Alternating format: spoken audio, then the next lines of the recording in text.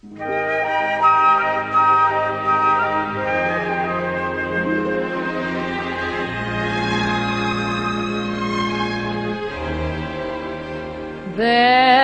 be bluebirds over the white cliffs of Dover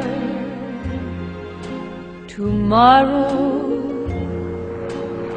just you. The numbers are dwindling. The numbers of veterans who served in World War I and World War II. There are no World War I vets left. World War II, the numbers are declining, but their story should not be forgotten. It's important that we remember. I'm so glad he's telling his story. So many vets have been reluctant to tell their story. They share it among themselves, but reluctant to tell their story. I'm so glad Don decided a few years ago to tell his story. Although I'll be speaking about my own personal experiences, I'm also speaking on behalf of all veterans, including those who've passed on over the years, and all of those who gave their lives during 2 world wars, Korea, Afghanistan, and now in Canada.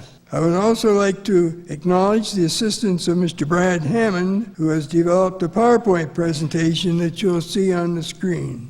That's how I looked at age 19. I like that picture. When I joined the Army in May of 1943, 1 year before the Allied invasion into France, or D-Day, as it was called, my training began as a member of the troop you see on the screen. That's me in the lower left-hand corner. That troop was being prepared to fight as foot soldiers, or infantry as they were known, in the front line of battle.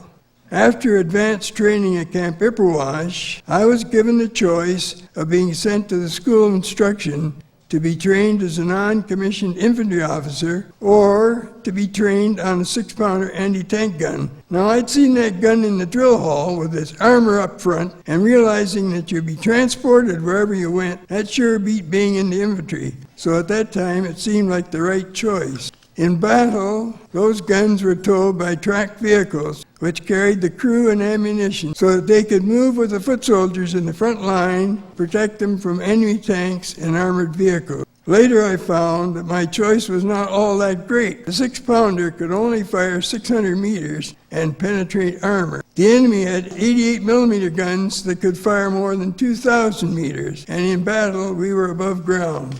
After 8 months of training, I was sent overseas to England on the huge troop ship, the Ile-de-France. It was one of the largest ocean liners which, before the war, carried passengers between North America and Europe. All levels of the ship had been stripped of rooms and furnishings. It left large, empty spaces which were filled with rows upon rows of bunk beds, with just enough space in between for our belongings. It was reported that there were 12,000 Canadian servicemen on that boat, the population of Ingersoll. Think of the loss if it had been sunk by an enemy submarine. It would have been equal to the loss of 13 infantry regiments. It traveled over the North Atlantic, zigzagging to avoid enemy submarines. That part of the ocean is always very rough, which made it a very long trip. Many were seasick.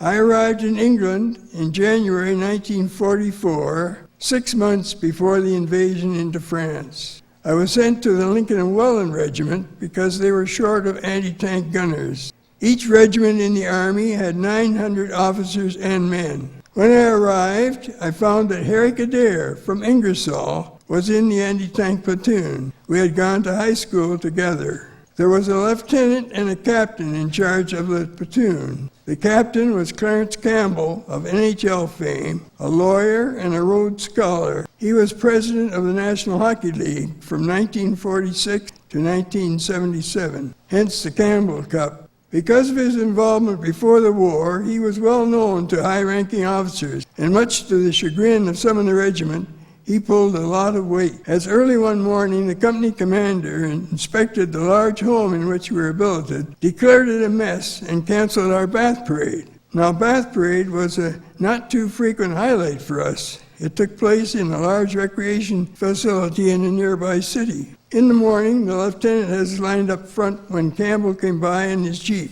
He told him, "Sir, Major McPherson inspected our quarters, declared them a mess, and canceled our bath parade." Campbell said, "What?" He climbed into his Jeep and told the driver to come to headquarters, which was just down the road. He came back shortly and told us bath parade was back on. We were impressed. He probably told the company commander that it would not be right to deprive us of that important pleasure, because some would be killed or wounded shortly in battle. Another time, when the regiment was on a large training maneuver, the brigadier, a high-ranking officer in charge, came to Campbell and told him the anti-tank guns were not in the right positions. To which Campbell replied, "Sir, have you taken the anti-tank gun course?" The answer was no. Campbell then said, "Well, I have, and those guns are in the right places." It was thought that it was all over for Campbell. However, before the invasion, when because of his age he was replaced by a younger officer, Campbell was sent to brigade headquarters and put in charge of all anti-tank operations. At war's end, he had the rank of a lieutenant colonel, and because he was a lawyer, he was sent to Nuremberg to assist in the Nazi war crime trials. While he was with us, he gave us some great lectures. A memorable one was when he told us that the British General Archibald Wavell, whom he considered to be a brilliant officer, deserved the credit for the victory in North Africa. He had, although outnumbered, defeated the Italians, and when Rommel came to their aid, he had miraculously held him off at Tobruk until the arrival of the British 8th Army and General Montgomery, who with superior forces easily defeated Rommel. General Wavell was Viceroy of India after the war. Before D-Day took place in France, the whole regiment was assembled together in tents on a golf course to be ready to move into France on short notice. The golf course was south of London, directly in the line of the V-1 rockets, or buzz bombs as they were called. They were launched by the enemy from the French coast to hit London. They were unmanned bombs about the size of a small airplane. The engines had just enough fuel to reach London. They flew low and not very fast, so we could watch them as they flew over us. The reason they were called buzz bombs was because they made such a loud sputtering noise as fire blasted out of their rear engines. Not all reached London, because some of them were shot down, or the engines stopped before they got there. We were living in fear that one would stop over us, because a bomb that large did a lot of damage. Then, early one evening, we heard one coming closer and closer, and then its engine stopped. We all hit the ground as it hit a camp kitchen, killing 9 and wounding 16. I was 100 meters from where it hit. The noise was deafening. It was the worst disaster to hit a Canadian unit in England. The town of Crowborough, where it took place, erected a monument beside the golf course and named 2 streets, Lincoln Well and Welland Close. There is also a public park called Canada Green, containing 9 maple trees, 1 for each of the 9 Canadians killed. They also hold an annual remembrance service to honor them. They have kept that memory alive over all the years for those men who came all the way from Canada to defend them. Shortly after that, we were moved into France by boat and onto the battlefront, which was some distance inland at that point. Our regiment didn't go into France until July 1944. The invasion was in June. We were to relieve another Canadian regiment, the Queen's Own Rifles, under cover of darkness at a small French village at the farthest point of the Allied advance. When we were en route, the whole column stopped on a main street of a small village. We jumped out of our carrier and were talking to a lieutenant who had been sent to scout the front line a few days before. He was telling us how you could distinguish their artillery from ours. Just then, there was a boom boom in the distance. He said it was our guns. Well, the shells seemed to be coming towards us, so we dove under the carrier with the officer right behind us. The shells hit just down the street. You had to become battle smart in a hurry to survive. The Queen's Own Rifles had their anti-tank guns positioned around the village. We were to replace a specific one of theirs. As that crew moved their gun out for us to move ours in, I heard a voice in that dim light say, "Don Shelton?" He was one of the Coles brothers from Ingersoll. What were the chances of meeting someone from Ingersoll so far from home and amongst so many troops? We had only a moment to talk. He said he was sorry to see me there, but he was sure glad to be getting out, as they had taken quite a beating. We had 6 anti-tank guns, and it was my gun that took part in the first unsuccessful attack. When we got back, Harry Adair, who was on another gun, said to me, "You lucky son of a gun, you got into battle before me." Anyone who knew Herrick when he was on the high school football team knew that he was a tough competitor. Both of us can be seen in football pictures in the front hall of the Ingersoll Collegiate. From there, we were on the battlefront moving forward for 2 weeks when I was wounded. 2 weeks might not seem very long, but when you consider that any second you might be killed or wounded, and without much sleep and little food, it's a very long time. We were on a hill overlooking a small French village. We had taken that hill from the enemy the night before. All you could see was a very odd church steeple and a narrow road coming up the hill. It's exactly the same today as it was that many years ago. The picture was taken by one of my 2 granddaughters who was with me in France in the summer of 2005. One was 11, the other was 14. You see the pathway coming up the hill that turns at the top. That is where our gun was. They also wanted to take a picture of where I thought I was wounded. There was a poppy growing there. Many poppies grow in that area. Early that morning, an enemy scout came up the hill, well in advance of the main enemy column. The enemy often had a scout ahead as a warning of trouble. He almost bumped into the barrel of our gun, even though it was not very well camouflaged. He threw his rifle off his shoulder, and we passed him off to the infantry dug in alongside. Just then, all hell broke loose as the main body of the enemy started to come up the hill. Moments later, I was hit by shrapnel as I was pointing a rifle that I was using as well. The main blast hit my hand and the rifle. Smaller pieces hit my face and around my eye. If I had not had that rifle there, I might have been killed. I was hit again. The blast sent shrapnel right through my upper leg. As I lay there, a good friend, John Clark, came out from the gun into the open under heavy shelling to help bandage my wounds. When he finished helping bandage my upper leg, he quickly left me and continued fighting to hold our position. Before I had a chance to move, another blast blew a big hole in my lower leg. I needed to bandage it quickly. I was able to crawl into a slit trench the enemy had dug when they were on the hill. They had dug holes deep enough to hold one man and put covers over them and grass sod to hide them. Each had a narrow opening at one end. While I was in that trench, the shelling was all around, even burning the grass around the opening. I lay there for hours thinking I might be killed or taken prisoner. Fortunately, our troops finally pushed back the enemy and I was rescued. Being in that trench saved my life. Later I learned that John Clark must have been killed shortly after he left, and our whole gun crew was lost. One killed, the rest of us were wounded. Harry Adair, my good friend from Ingersoll, was also killed. It was called Butcher Hill because there were so many casualties. After I was evacuated, I was transported to a huge tent hospital on the French coast. There they put a large cast on my lower leg and changed the bandages on my upper leg, hand and face.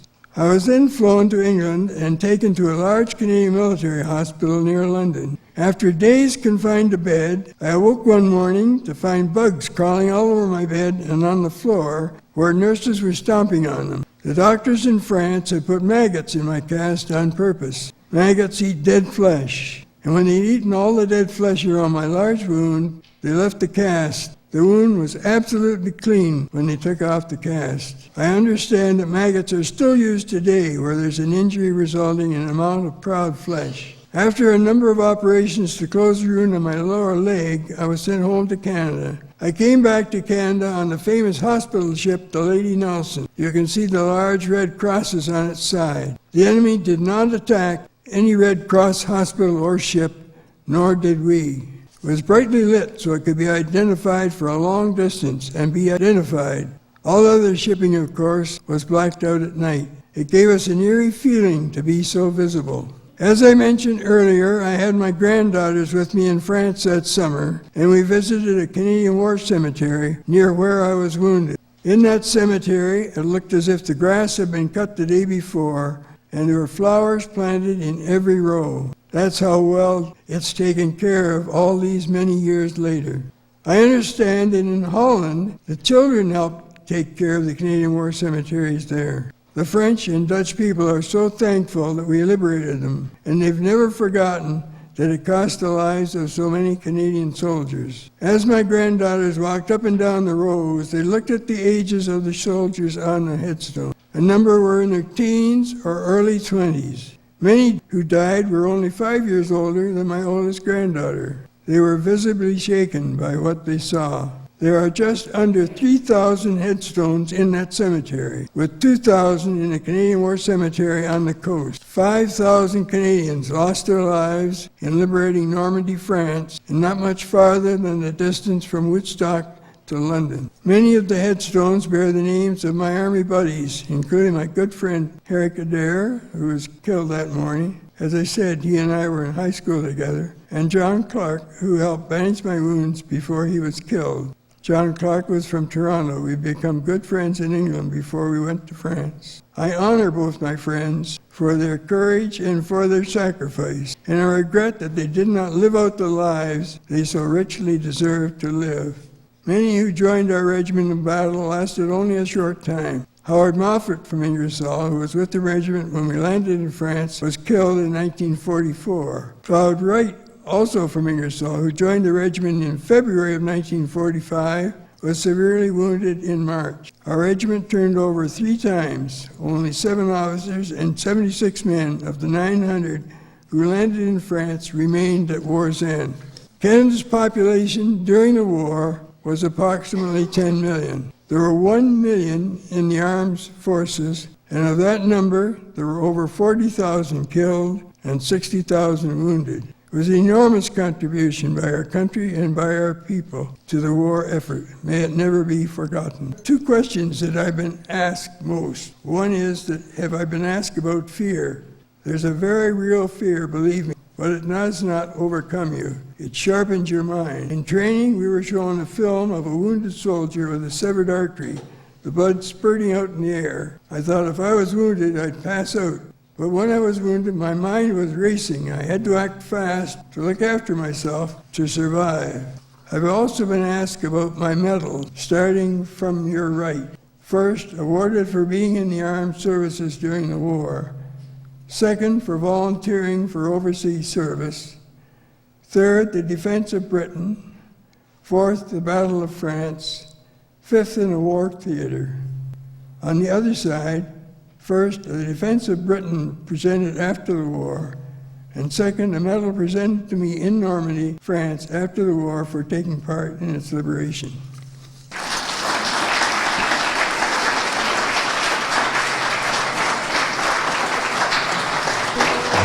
They'll be happy to know